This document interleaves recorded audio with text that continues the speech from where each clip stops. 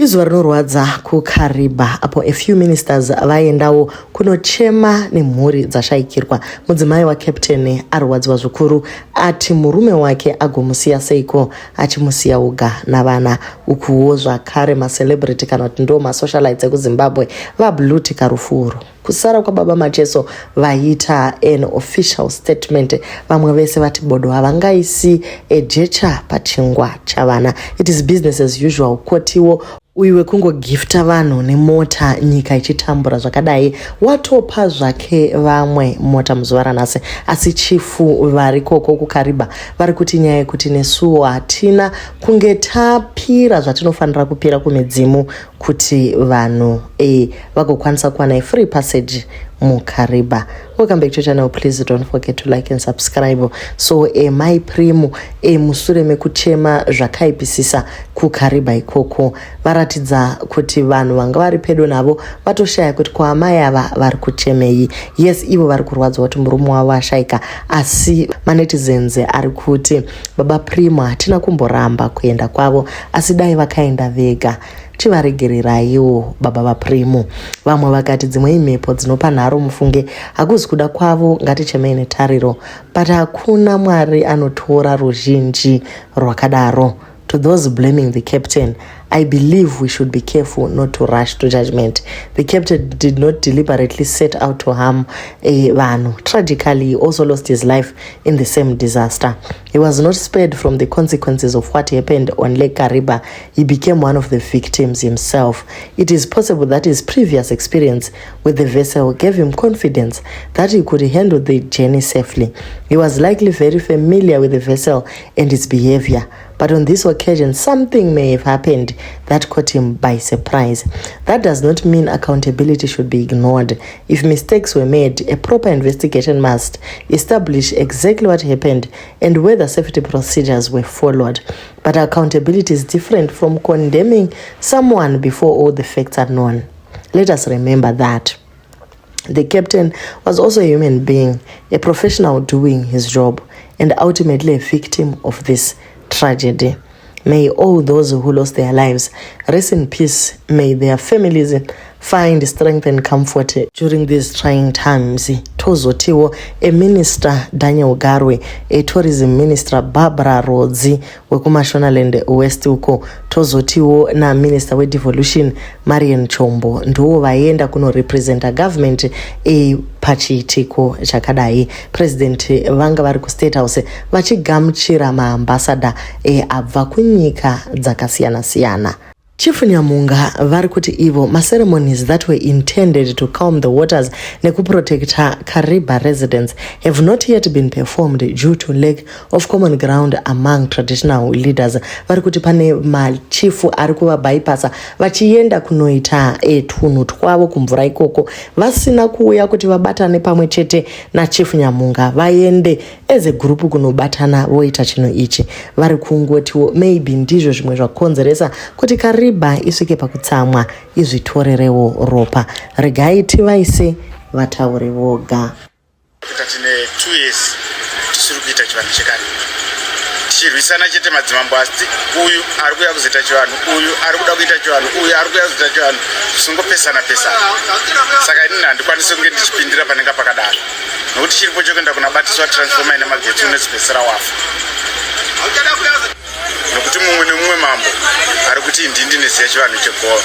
Saka inini kuti ndipindire pachivanhu chegova, ndiri muridzi wachene, ndirongotayo vanoda kuita ngavaende vanaita.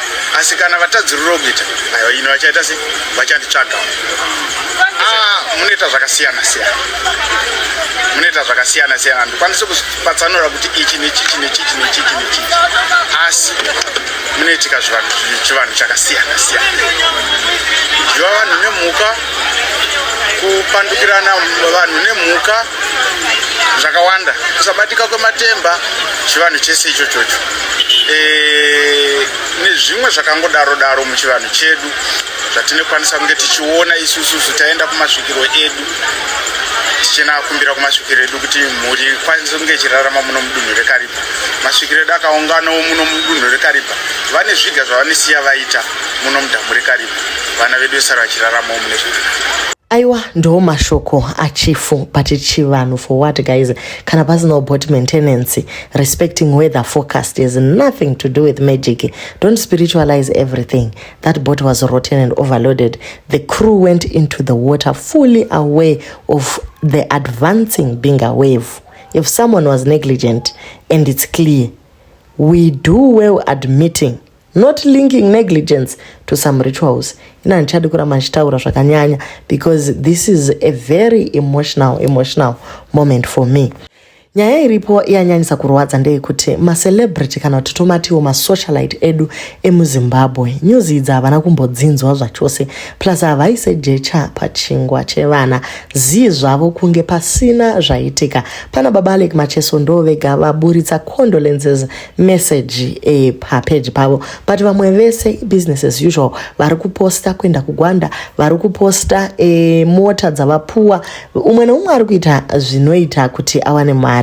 Vana adona na mbuya vavo varipo pama social platforms apa but no one is saying anything about this national disaster.